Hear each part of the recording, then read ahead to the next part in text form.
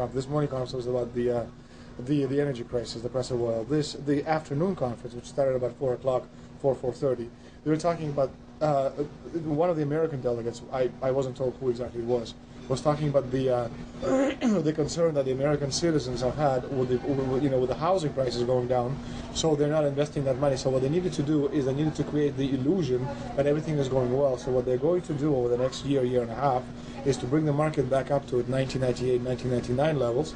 They're going to get all the suckers to invest whatever little money they have left over, and that's when they're going to make the economy bottom drop out. They need to destroy the economy because as we're running out of oil, when people don't travel, at least that's what they're saying, when people don't travel, when people don't have money, they don't travel, they don't spend any money, which means you don't waste a lot of oil and natural gas.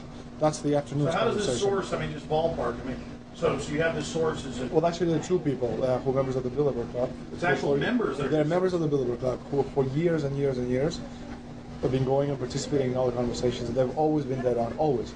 And last year they said the oil prices are going to go up to 150. At the time it was 39, it went up to 76, basically doubled. If it doubles again, it's going to be back to where these people say. They attack Iran, it will it on it. Year after year, Estelin and other reporters like Jim Tucker are able to report on future events with stunning accuracy, all because they know the agenda of the Bilderberg Group. The Bilderberg Group sits at the top of the world power structure. 125 of the richest and most influential individuals on the globe make up its membership. From Istanbul, Turkey to Chantilly, Virginia, we have tracked the elusive Bilderberg Group. Bilderberg always insist on a media blackout. By June of 2008, we had already figured out that Barack Obama was the elite's puppet of choice. The national media claimed that during the weekend the Bilderberg Group was scheduled to meet, that Obama had speaking engagements set for Chicago and the Midwest. We knew better. In a classic bait-and-switch, the Obama campaign told the press corps to get on Obama's campaign plane, and that Obama would join them on the flight to Chicago. Campaign staff then slammed the door shut. The fawning press had been shanghaied as Obama's campaign aircraft lifted off without Obama. Robert, why were we not told about this meeting and that the senator wouldn't be on our flight until the doors were shut and we were about to taxi to take off? Again, we had a desire, Senator Obama had a desire to do some meetings. Others had a desire to meet with him tonight in a private way, and that's what we're doing. We set up these meetings. They're being done tonight. Again, Is there more than one meeting? Is there more than one person with whom? I'm not going to get into all the details of the meetings. I don't know that I've got a ton more different answers for all of your questions. Obama wasn't going to Chicago. He had a meeting to attend, a secret meeting. Initially, it was believed that the secret meeting took place at Clinton's Washington, D.C. home. Obama's spokesman denied that, but won't confirm where the former rivals met. He also declined to comment on their topics of discussion. For a day and a half, the mainstream media engaged in a wild goose chase, trying to find out where Hillary and Obama had gone. 3 cover stories later, the corporate press had to admit they had no idea where the 2 candidates had gone. And to this day, Clinton and Obama aren't talking. Plenty of sources knew about this meeting, told us and others that it was at Hillary Clinton's house, but clearly it wasn't. In 2008, the trail led us to the Westfields Marriott Hotel, right outside Washington, D.C. We just flew into Washington, D.C. We're driving to the Westfields Marriott. Tomorrow, the hotel's closed throughout the week, into the weekend for the Bilderberg Group meeting. We're going to check in the night before. They're going to kick us out tomorrow. So we're going directly into the belly of the beast. The hotel will be filled with at least 5 spy agencies: CIA, Defense Intelligence, Mossad, European Union security.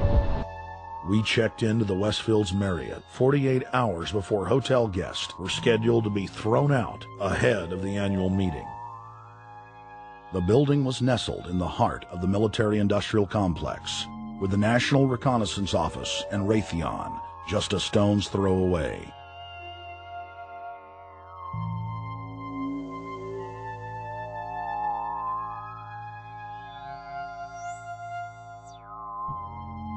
The plan tonight is to try to not get arrested, dodge the security, get in there, get some footage of the elite arriving in the morning, because some arrive before they officially lock it down, and then getting out of the building. That's our plan. I'm also going to be getting a call by a international syndicated radio show, Coast to Coast AM with George Noory, and all week he's getting briefings from me every night about things as they develop.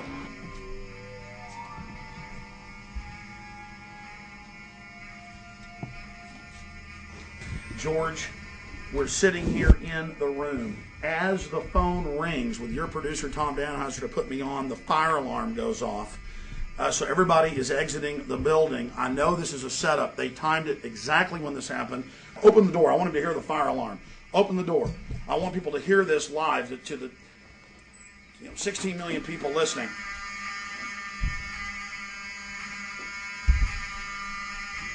George, do you hear that? Now, they're going to use this as an excuse. The Westfields Marriott, right outside D.C. in Chantilly, they want to use this to flush us out of here. They're very upset. Everybody that covers Bilderberg, I was detained 2 years ago, interrogated, screamed at. They said Bilderberg was upset about me, wanted to stop us. This is guaranteed. Everywhere we go, we're followed. We have another hotel across town as a base of operations. They were there questioning us, getting in our faces. We're being followed everywhere. I need everybody's support right now. I pray to God they don't try to set me up. They may have tried to concoct this as some way to say, look, they didn't leave during a fire drill, assessing me knowing I would stay and do the interview. But again, the moment the phone rang with Tom Danheiser, the moment the phone rang, the guys answered it, I'm standing there, the alarm goes off. It's going off right now. The guests are exiting the hotel out there. Of course, there's no fire. This is just absolutely insane. I noticed, too, that there was over 100 security people here today, but tonight we got back and it was a total ghost town, and this is what's insane. We have a security guy walk up to us 30 minutes ago, about 25 minutes ago, before this happened, and said, "What are you guys doing?" We said, "We're just walking around checking out the artwork in the hotel," which we actually were admiring it, but we were also going around getting some footage. And they said, "Well, no cameras allowed." We said, "Fine." And then he said, "Yeah, we had somebody do a fire alarm a few weeks ago, and me and Rob, my camera guy, were on. Why is he telling us about a fire alarm?" I forgot that part, George. These bastards have done this. I don't know how. They're planning to try to set us up or something, but this is incredible. We are here in the middle of this right now, George.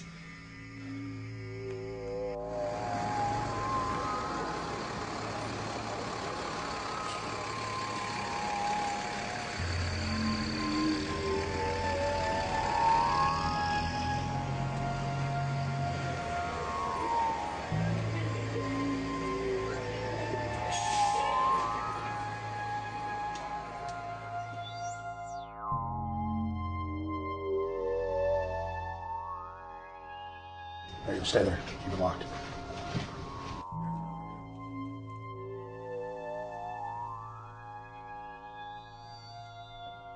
Let's go. Let's get out of here now, Richard. Don't screw around anymore. We got out of here on exactly the right time. Is this the way out? Yeah.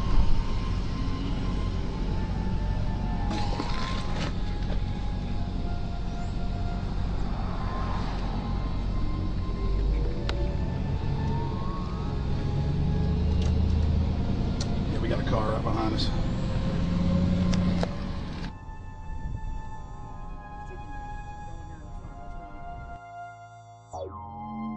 We made about, what, 5 turns and 6 turns, the same car's following us. Now he looks like he's following us into a... He came out of Bilderberg, he came out of the Westfield. Being a little bit solo, but... Not too. So there he is. That's him over there in the blue green car. Yeah.